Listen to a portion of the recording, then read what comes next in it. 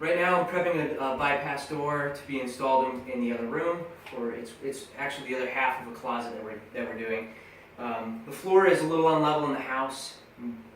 We weren't hired to correct the level, but in making the opening for the bypass door, we have to make the actual opening nice and plumb and level. So the bottom of the door is actually scribed, so over a 4-foot span it's going to be off about, I would say about a 1/4 inch. So I've already marked my 2 measurements, which end up being about 1/8 of an inch off. So what I'm going to do is I'm going to connect those 2 lines, cut it with the saw. I've taped it off with a delicate tape so that when the saw blade goes through, it doesn't just chip the finish of the door, so that when we go to paint it, we don't have any sanding or anything like that to do. Once that's done, I'll move to the top for the brackets. So right now, I'm just going to connect those lines.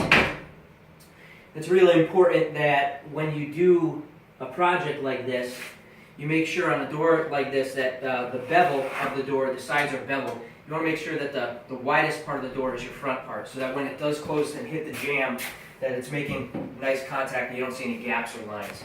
So now that I have our line cut, or line marked, I'm just going to rip this down, and then like I said, we'll just move right up to the top of the brackets.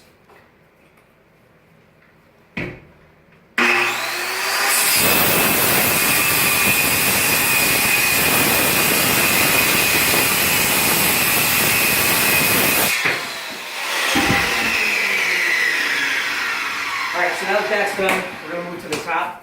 These are our top brackets. We went with a heavy-duty bypass door hanger system because we are using, they're a solid core masonite door, so it has a bit of weight to it.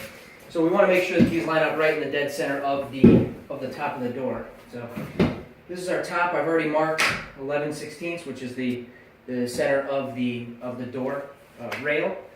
So we're going to connect those 2 lines.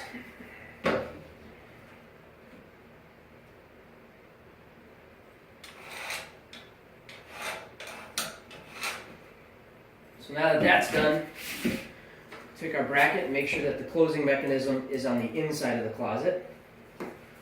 We're also going to make a mark 2 inches from each end, which is going to be where our bracket end is going to be, or the edge of the bracket.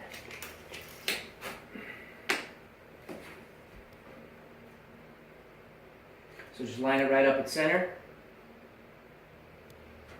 The edge of the bracket will be at the 2-inch mark.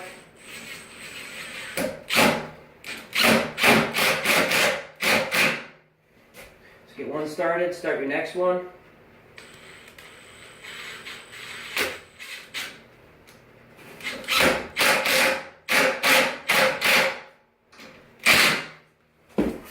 Once that one's done, you go over to the other side. Again, make sure your closing mechanism is to the inside of what the closet will be. Line it up. Get your screw in position and start to set the screw.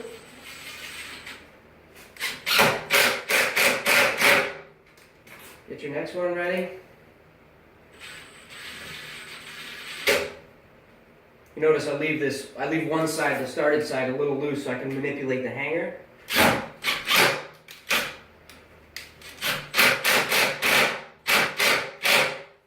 When I set the other one, that's ready to be put up in the opening.